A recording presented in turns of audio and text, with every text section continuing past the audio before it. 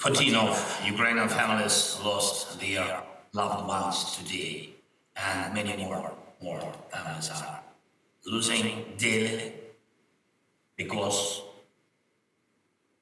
of the war. And I shall ask you to honor the memory of every person Ukraine has lost with a minute of silence, please.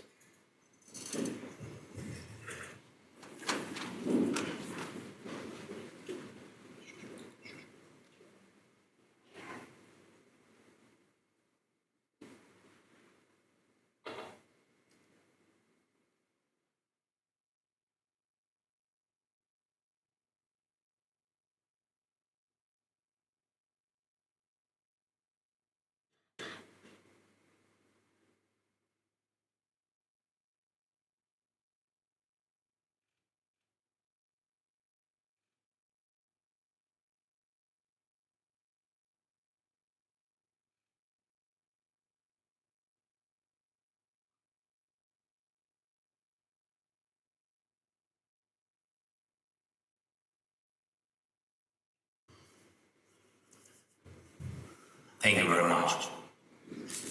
Thank you. Thank you for this minute.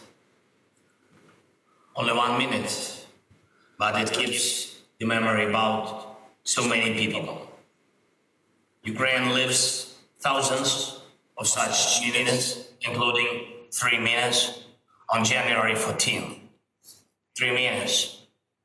The time it took for a Russian missile to travel hundreds of kilometers, hit a residential block in Dnipro and kill at least 45 people.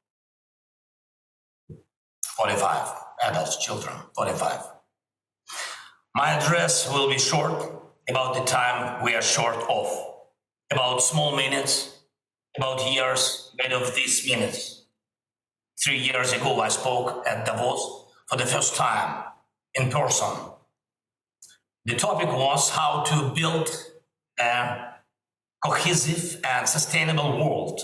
I'm talking online now. And the topic is how to cooperate in a divided, fragmented world. Conclusions, they are obvious. The world cannot keep the pace with changes and challenges. The list of crises, global security, environmental, food security, energy ones, needs to be amended with another one, the time crisis. The list of calls for decisive, efficient joint actions needs to be expanded with one more, the call for speed, the speed of decisions making, reaction of the civilized world. Tragedies are outpacing life. The tyranny is outpacing the democracy. Russia needed less than 1 second to start the war. The world needed days to react with first sanctions. The time the free world uses to think is used by the terrorist state to kill. Ukraine and its allies have been resisting it for almost a year. This period proved all our prompt actions brought positive results. The opening of European borders for Ukrainians, the grain deal, the energy unity. Together they saved millions of lives. And not only in Ukraine.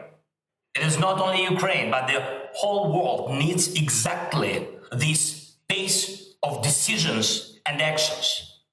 The world was hesitant in 2014 when Russia, without hesitation, occupied the Crimea. The world was hesitant in 2022 when Russia, without hesitation, made the war full scale. The world must not hesitate today and ever. When the evil seeks revenge, the world needs resolve and speed.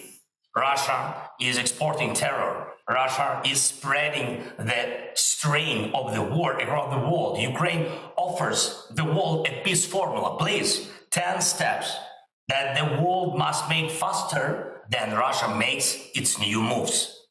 Mobilization of the world must outpace a next military mobilization of our joint enemy. The supplying of Ukraine with air defense systems must outpace Russia's next missile attacks. The supplies of Western tanks must outpace another invasion of Russian tanks. The restoration of security and peace in Ukraine must outpace Russia's attacks on security and peace in other countries. A tribunal for military crimes must prevent new ones. The expansion of NATO and the EU must outgo the spread of the Russian aggression. We routinely defend values which some of the allies take for granted as a fact of life. For us, the fact of life is the world in need of resolute and prompt steps. Ladies and gentlemen, 3 years ago was my first time at the WEF. It was the time when the world was fighting COVID-19. It fought and won. Now the world is fighting against Putin. In 3 years, we will be discussing new challenges and threats in Davos. What will this mean? It will mean we will definitely overcome the current threat. The history repeats itself. At first, the world either fails to notice or underestimates a threat.